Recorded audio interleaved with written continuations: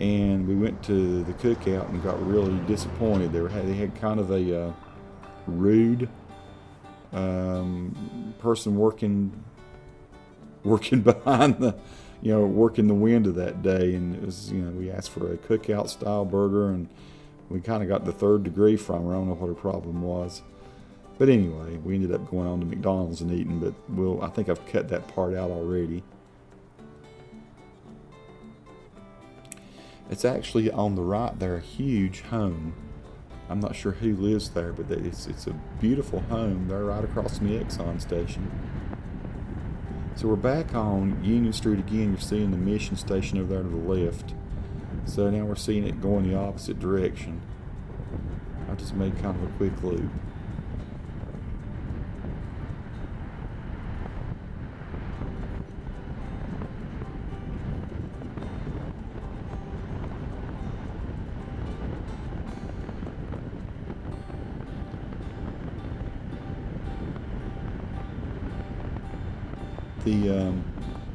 I don't know how this video is going to look when you guys see it on YouTube. It looks spectacular right now, coming off the like 50 meg a second video that's shot with the Hero 3 Plus.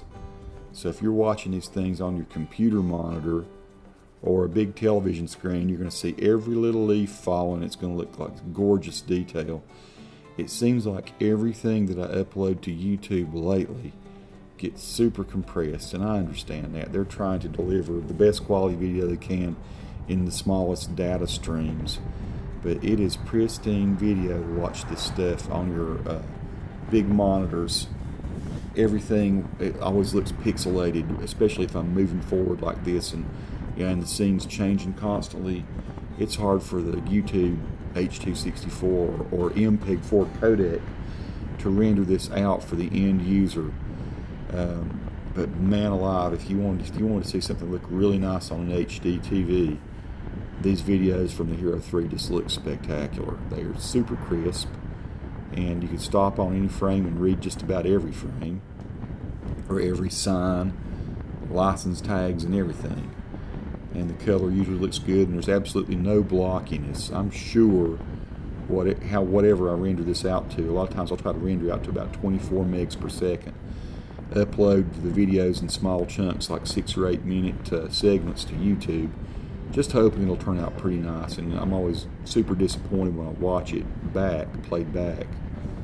But still, for my purposes, it's really nice for archival. I can take frames out of it and make images of about anything here, and they look pretty nice.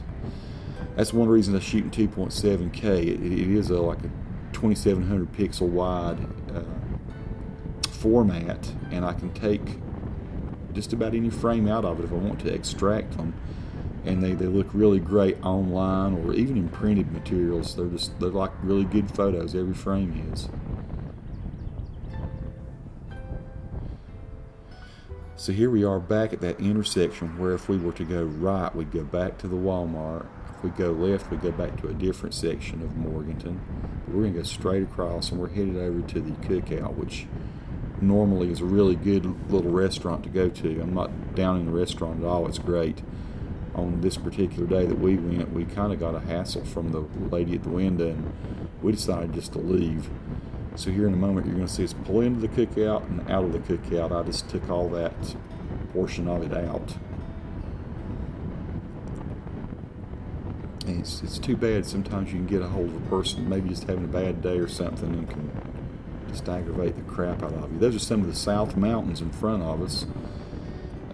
Maybe the northern terminus of them. South Mountain State Park is awesome down below us there. They're not real high mountains, like 2,800 feet, maybe 3,000 feet at the highest. But it's the largest state park in all of North Carolina. And it's a great place to go adventuring. Beautiful little waterfalls. So here we are turning into the Cookout. Lots of trails. People take horses and bikes, and I just highly recommend the hike. And you can search my YouTube channel for South Mountain State Park and see a lot of the video that I've posted there. So now we've just left Cookout. We're getting our new Chick-Fil-A there. It should open in just maybe a week or two on the right, several weeks. I'm hoping it opens. We had an awesome Chick-Fil-A, and it's been gone for a while. I'm getting ready to intersect with Interstate 40 here. So this is exit 104. This is where a lot of people, I think this is going to end up being probably the premier exit from Interstate 40 going into Morganton now. I think probably exit 105 has historically been the next exit down if we were to go left here. And we do. We're getting ready to go left in just a minute. Exit 105 is where Grace Hospital was. There were a good many restaurants there and all, but I think because of the new shopping center and the new Chick-Fil-A and some various things that are starting to happen here at exit 104, I think probably the future of Morganton, at least from an entry point, is going to be exit 104. So that's what we're seeing here. That's if you go right on Interstate 40 there, that was going to take you back toward Asheville, Marion, Old Fort, Black Mountain, all those areas there. Asheville's probably from Morganton only 50 minutes maybe. I'm guessing 45, 50 minutes, depending on how fast you drive.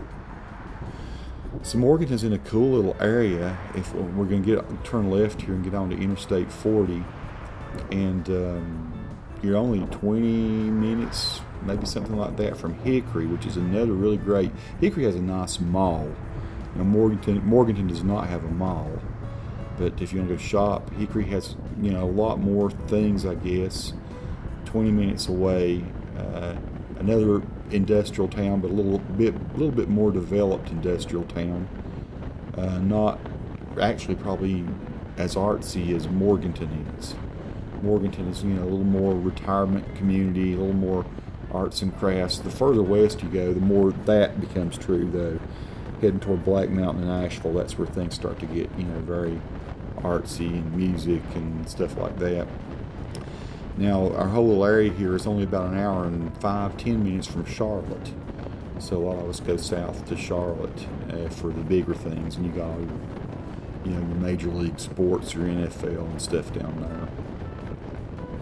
NBA, and a lot of art, symphony and, you know, theater and all that, if that's what you're into, and high-end retail and dining and all that. So you got Charlotte close, you got Hickory close, Winston-Salem, Greensboro is just a little farther down Interstate 40, you got Asheville back to the west, and you got the awesome Blue Ridge Mountains, which is where I hail from, and I absolutely still love them to this day. That small mountain there in front of us, that's called High Peak Mountain. And that's where the communication towers and all are. Just to the south of that, or just to the actual east of that, can't see it just yet, is the mountain I live on, which is the Mineral Springs Mountain. So I live on these kind of small little mountains just south of Interstate 40. This has been a lot of construction going on at this point. You know, November 2013. We're getting ready to run up on some of it. I would say for about a year and a half, they've been reconstructing bridges here at exit 105. I mean, man, they have been working. And we've historically not had the best bridges in Burke County or the best on-off ramps, and they're starting to really improve those. So that's what all this mess is here. You see all the cranes and things. At some point in the future, maybe I'll post a video and we'll show it without all this mess. But it's cool to see it, once again, for historical purposes, to know what it looked like before all these things were completed. So exit 105 goes down to the hospitals. If you go left, you'll be going towards Shelby, North Carolina. We're going to go to the right and go over to McDonald's and get Nikki some chicken nuggets or something. And me probably the 2 cheeseburger deal.